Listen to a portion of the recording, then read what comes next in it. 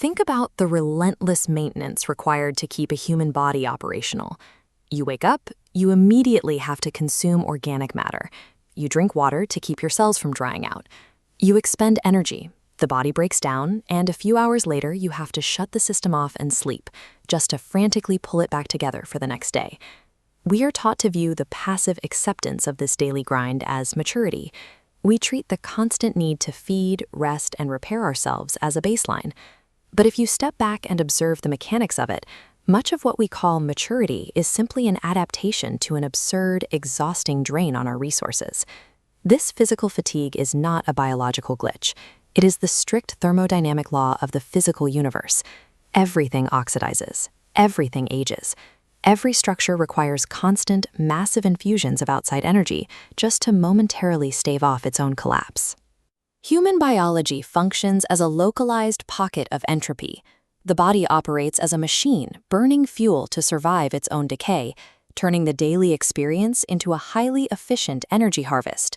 But the world doesn't feel like a decaying server farm. It presents itself as a living, breathing landscape. You experience sunsets, the warmth of the seasons, the tenderness of raising children, the incredible richness of nature. The visible world is undeniably beautiful. Ancient Greek texts used a specific word to describe this visible, lovable display: Gaea. You can think of Gaea as the user interface of reality. It is the surface-level image field, the mountains, the weather, the bodies, the colors. It is the compelling aesthetic surface that human beings naturally fall in love with. There is a deeper framework for this condition called shining darkness. If the physical universe presented itself entirely as a hostile, decaying wasteland, humans would immediately recoil from it. We would reject the environment, but the world shines. It uses the beauty of Gaea as a mesmerizing camouflage. Beneath the colorful surface of the changing seasons, the underlying mechanics remain identical. Spring blooms and winter kills. Everything in the visible field of Gaea is actively decaying, subject to loss, and requires the continuous consumption of other life forms to sustain itself.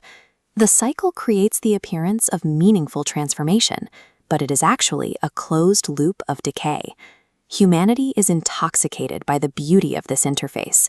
We attach our identities to the temporary warmth and the beautiful shapes, and that intoxication effectively blinds us. Because we are mesmerized by the screen, we never stop to question the cold underlying source code that is actually running the machine. If Gaea is the beautiful display on the monitor, then Cosmos is the hidden operating system. In early Gnostic thought, Cosmos did not mean the stars or a neutral universe. It meant the arrangement, the administration. It is the invisible, governing grammar that dictates exactly how the visible world is allowed to behave. Watch how this wireframe grid imposes limits on the organic shapes beneath it. That is the grammar of the cosmos at work. Its strict rules are sequence, limitation, and measurement. It enforces time. It enforces debt. It ensures that every action generates friction and that every physical form eventually meets its death. Saturn's rings provide a perfect visual cipher for this cosmic operating system. They represent boundaries, enclosure, and the relentless measurement of time. This is the logic of administration, a cyclical harvest of energy through strict limitation. The cosmos is, in effect, a thermodynamic server farm. Its underlying laws do not exist to nurture eternal life. They exist to enforce limitation, break down matter, and manage the constant cycling of energy. When people begin to feel the friction of this entropic trap, they naturally look for a way out. But the architect of the system is highly intelligent. When you look for an exit, you almost immediately encounter sophisticated subtraps designed to catch your attention and fold it right back into the rules of the system. Take a look at this golden ratio spiral. Modern spiritual movements often point to sacred geometry as proof of a divine, liberating force breaking into our world. But look at the etymology. The word geometry literally translates to earth measurement, metron. To measure something is to draw a boundary.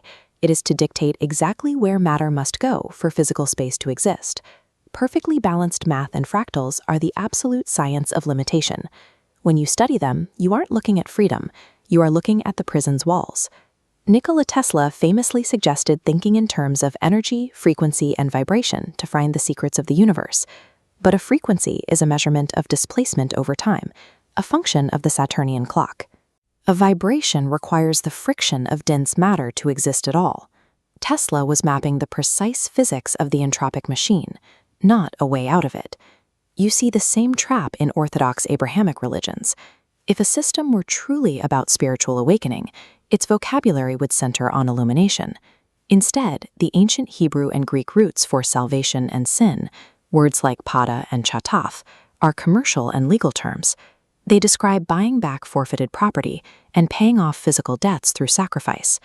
Tracking a 432 Hz vibration, tracing a sacred geometric grid, or paying a cosmic debt, you haven't escaped the system.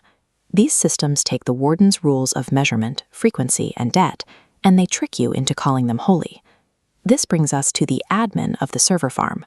In Gnostic texts, the architect of the physical universe, often called the Demiurge or Yaldabaoth, is diagnosed as a flawed creator. He administers a highly organized system, but he possesses no self-generating eternal light of his own. He is a dark, abortive intelligence. Because the admin cannot generate true life, the system runs on a borrowed light protocol. Ancient texts describe the admin trapping uncreated, divine sparks inside dense physical matter. He uses that stolen radiance to animate an otherwise dead, corpse-like machine. The world only appears alive because it is running on your power.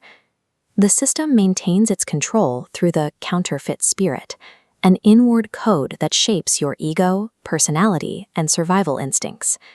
The very identity you defend is a local formation of the cosmos, installed to keep your attention pinned to the physical environment. You are not a pure soul trapped inside a burning house. As you ordinarily live and experience your identity, your desires, and your fears, you are the burning house itself. The original Greek meaning of metanoia is far removed from the modern concept of moral guilt. It refers to a sudden, violent shift in perception, a total sobering up from the illusion.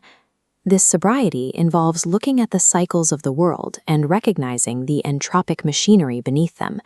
It requires observing the heavy, anxious demands of your own ego and realizing you do not have to identify with them. You stop consenting to the confusion. You stop treating the rules of the simulation as ultimate reality. This does not require you to hate the beauty of the visible world. You do not have to reject the warmth of the sun or the tenderness of human connection found in Gaea, but it demands that you refuse to kneel to the underlying, decaying grammar of the cosmos. You can appreciate the imagery without worshiping the screen. Recognizing the game ends the identification with the decaying avatar. Realizing you are the stolen light powering the machine is the only way to step outside the simulation.